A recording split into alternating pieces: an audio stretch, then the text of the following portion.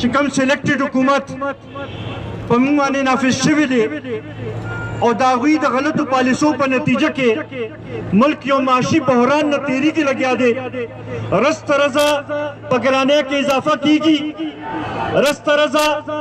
د اوړو قیمتونه زیاتیږي د چینی قیمتونه زیاتیږي د غوړو قیمت زیاتیږي د بجلی قیمت زیاتیږي د ګیس قیمت زیاتیږي بیا سره بل خواته د حکومت تړخه کوشش کیږي لګیا دی دې سره که موږ وګورو نو رس ترزه په دمنۍ کې اضافه کیږي لګیا ده نن هم دا دلته کې کم دا ځوانان چې راجمع شوي دي د زیارت کاکا صاحب کې چې کومه واقع شوې وه زمونږ یو ماشومي بچې سره چې کوم دردناک واقعیت تیر شوي د هغې مذمت هم مونږ کوو مونږ هم دا غواړو چې هغې مجرمانو ته د قرار واقعي سزا هم دې ملو شي او سره مونږ دا مطالبه هم کوو چې چونکې دا حکومت چې دی دا مکمل طور باندې ناکامه شوی دی دا په خارجه پالیسۍ کې ناکامه دی دا په داخله پالیسۍ کې ناکامه دی دا معاشي طور باندې د هر څه آوټ سورس کړي دي IMF ته او خپل پالیسۍ ټولې IMF ته حواله کړي دي نو دا حکومت هغې حوالې سره ناکامه حکومت دی که دوی دا حالات نشي ټیکولی نو فوراً دی مستعفي شي او ملک کې دی نوې انتخابات وکړي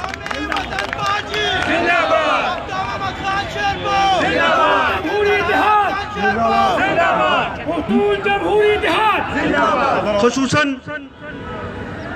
دا تیر لس پنځلس ورځو راسې نه چې کوم د اوړو بحران جوړ شوی دی موږ په دې نه پوهېږو یو وزیر راپاڅېږي چې هېڅ بحران نشته بل راپاڅېږي چې نه بحران شته څوک وایي چې ذخایر موږ سره پوره دي بل وزیر راپاڅېږي چې نه ذخایر پوره نه دي اول خو دا وزیران دې خپله کې کیني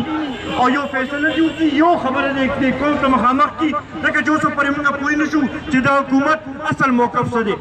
بل خوا ته عجیبه خبره دا ده چې چا باندې ګوتو اوچتولی کېږي چې د هغه د وجې نه دا بحران راغلی دی هماغه کس وزیر اعظم چې دی هغه د هغې کمیټۍ مشر جوړوي چې د دې حل راوباسه دا په دې نه پوهېږو چې کانفلکټ اف انټرسټ چې کوم دی عمران خان بچګي والي هغه کانفلکټ اف انټرسټ والا خبره کم ځای ته لاړه اوس خو دا پرون چې کوم د ټرانسپیرنسي انټرنیشنل چې کوم ریپورټ راغی زما خیال د هغې نه پسته دوی چې د کوم د اعتصاب خبره کوله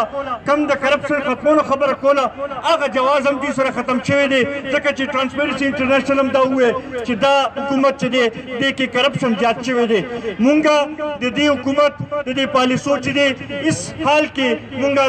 دا منظور نه شو مونږ به هغې پورې پارام نه کړو څو پورې چې دې خلکو ته ریلیف نه ملو شوی ګرانۍ کې کمی نه راغلی خلکو ته روزګار نه ملو شوی معیشت صحیح طریقې سره روان شوی نه هغې پورې به پارام نه کینو دا د پښتونخوا جمهوري اتحاد لوز دی دې قوم سره چې موږ به هغې پورې پارام نه کینو څو پورې چې ستاسو مسایل موږ حل کړي نه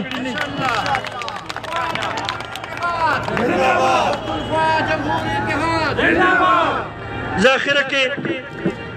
د ټولو ملګرو ډېر زیات مشکور یم چې تاسو په ګڼ تعداد کې راووتلې دا سلسله دلته کې به ختموو نه دا لومبنی قدم دی دا سلسله به موږ مخکې بوځو دې کې به مختلف ښارونو کې به مظاهرې کوو جلسې جلوسونه به کوو به او انشاءالله دا اتحاد چې دی دا به ستاسو کم چې مایوسي ده دا به لرې کوي به ستاسو مسایل به حل کوي به او انشاءالله امدا اتحاد چې دی دا به ستاسو مسایل به حل کوي به زه یو ځل بیا ستاسو ټولو ډېر زیات مشکور یم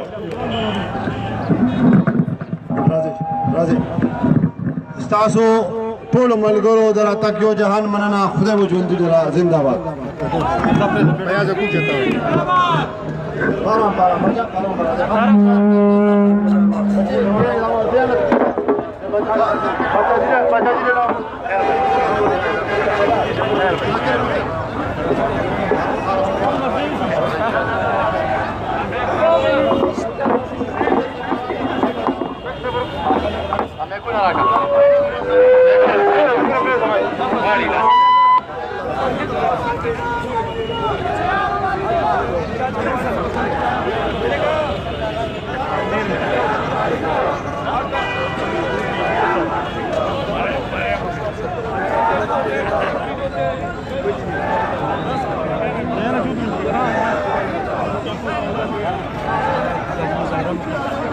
حال دی په ملک د ګرانۍ د بیروزګارۍ د تیلو د خوړو بسم الله الرحمن الرحیم خواجه جمهوریت اتحاد په پیښور کې دا مظاهره کړې ده موږ د خیبر بازار نه روان شو تسکله پورې دا واکم کړی دی دا یو علامتي زموږ مظاهره وه او دې نه موږ یو سټارټ واخیستلو چونکې د 19 میاشتو نه دې حکومت ته موقع میلاویږي لګیا دا او که موږ وګورو نو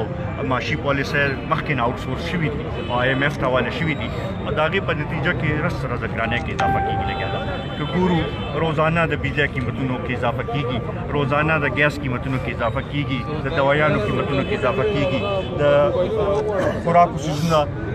روزانه د استعمال څیزونه اوړه شو چینی شو غوړي شو هر څه کې روزانه اضافه کېږي او خلک په دې نه پوهېږي چې دا به موږ څنګه دا وخت په تېروو به ورسره په بېروزګارۍ کې رس سره اضافه کېږي او انفلیشن هم چې دی رس سره زیاتېږي لګیا دی قرضې هم روزانه په بنیاد باندې زیاتېږي لګیا دي نو دغې نتیجې ته موږ رسېدلي چې دا حکومت چې دی د دې نه ګورننس شته نه هغې لحاظ سره ویژن شته نه دوی سره اکنامک پلان شته او عوام ته بالکل مایوسه شوي دي او دوی سره د دې مسلو حل نشته موږ ځکه دا مطالبه کوو چې فوراً نوې انتخابات پکار دي او اصلي عوامي نمایندګانو ته د حکومت حواله کول پکار دي هغوی به د عوامو مسایلو حل وباسي نن خو تاسو مظاهره وکړه آینده لا بل سره مخکې به په نورو ضلعو کې دې کې به موږ نورو ټولو ضلعو کې به هم دې کې مظاهرې به کوو جلسې به کوو په دې باندې او دا سلسله به موږ مخکې بوځو پښتونخوا جمهوري اتحاد موږ په دې حوالې سره جوړ کړی چې موږ دا غواړو چې دا کم ملک کې دا نظام دی خصوصا د سکیورټي سټیټ کم کانسیپټ دی چې دا موږ ختم کړو ویلفیر سټیټ کانسیپټ چې دی هغه صحیح معنو کې مخامخ راولو صوبایي خودمختاري چې دا صحیح معنو کې صوبو له ورکو د صوبو له خپل وسایلو باندې حق ورکو دغه شانتې د فاټا چې کوم مسایل دي هغې طرف ته موږ توجه ورکو دې سره سره د ژبو د ثقافت چې دی د هغې طرف ته توجه ورکو او دا کم ورسره چې د ګرانۍ او د بېروزګارۍ مسایل چې دي چې د دې موږ حل راوباسو دې لپاره دا اتحاد متحرک شوی دی او زه د دې د ټولو پارټو ډېر زیات مشکور یم چې هغوی ډېر ښه کردار ادا کوي لګیا دي فعال کردار ادا کوي لګیا دي او چونکې د آرمي ایکټ د پاس کېدو نه پس خو دا غټې پارټۍ ټولې ایکسپوز شوې اوس همدا پښتونخوا جمهوري اتحاد چې دی دا به د خلکو ترجماني کوي به او د هغوی مسایلو حل به راوباسي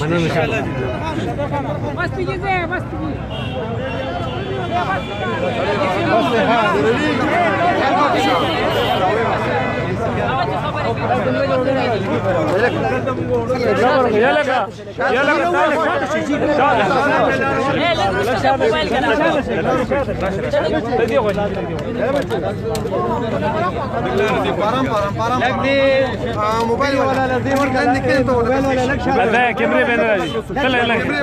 لا لاندې کې نه دا سي रेडी है तसो क्यों दे कैमरा रेडी क्यों सिकंदर खान आज आप लोग एहतजाज कर रहे हैं अकेले अकेले हैं दोनों जमातें क्यों महंगाई के मामले पर दोनों क्यों अकेले देखिए ये हमारा आज कैमरे की तरफ जो हमने सर कैमरों की तरफ देखिए आज जो हमने एहतजाजी मुजाहरा किया है ये पख्तूनख्वा जमहूरी इत्तेहाद के नीचे हमने किया है और पख्तूनख्वा जमहूरी इत्तेहाद ने यह फैसला किया था कि चूँकि पिछले 17 महीनों से मुल्क में जो बहरानी सूरत हाल मौजूद है और दिन ब दिन महंगाई में जो इजाफा हो रहा है और फिर ख़ुसूसन पिछले कई दिनों से जो आटा बहरान है चीनी बहरान है और इसके साथ साथ बिजली और गैस की कीमतों में जो इजाफा किया जा रहा है और जिसकी वजह से बेरोज़गारी में भी इजाफा हो रहा है तो इसके ख़िलाफ़ हम आवाज़ उठाएंगे और इस हवाले से ये पख्तूनख्वा जमहूरी इत्तेहाद की तरफ से हमने ये एहतजाज रखा है। हम ये समझते हैं कि ये मौजूदा हुकूमत नाकाम हो चुकी है, इसने अपनी इकनॉमिक पॉलिसी जो है वो आउटसोर्स की है IMF को और उसके नतीजे में आवाम के मफादात को सामने नहीं रख कर पॉलिसियाँ बनाई जा रही हैं। हम ये समझते हैं कि ये आवाम का एतमाद हो चुके हैं और इसीलिए हम नए इंतखाबात का मुतालबा करते हैं ताकि सही अवामी नुमाइंदगान सामने आएँ और वो अपना किरदार अदा कर सकें। महंगाई के साथ साथ सूबाई हुकूमत है, पंजाब की हुकूमत है, ले लें आपस में ये लोग लगे हुए हैं एक दूसरे के साथ लेग पोलिंग कर रहे हैं। देखिए वो हमारी बात अब ثابت ہو رہی ہے کہ ابھی ان کے اپنے لوگ جو ہیں وہ اٹھ رہے ہیں اور وہ ایک دوسرے کے اوپر کرپشن کے الزامات لگا رہے ہیں. میرے خیال میں ٹرانسپیرنسی انٹرنیشنل کی رپورٹ کے آنے کے بعد تو ان کے پاس کوئی جواز نہیں رہتا حکومت میں رہنے کے لیے. اس کے ساتھ ساتھ اگر آپ دیکھیں تو دن بدن جو بدامنی ہے اس میں بھی اضافہ ہو رہا ہے. یہ زیارت کا کاسا میں جو واقعہ ہوا ہے میرے خیال میں بہت دردناک واقعہ ہوا ہے, اور اس قسم کے واقعات سے یہی لگ رہا ہے کہ حکومت مکمل طور پر فیل ہو چکی ہے. بہت شکریہ.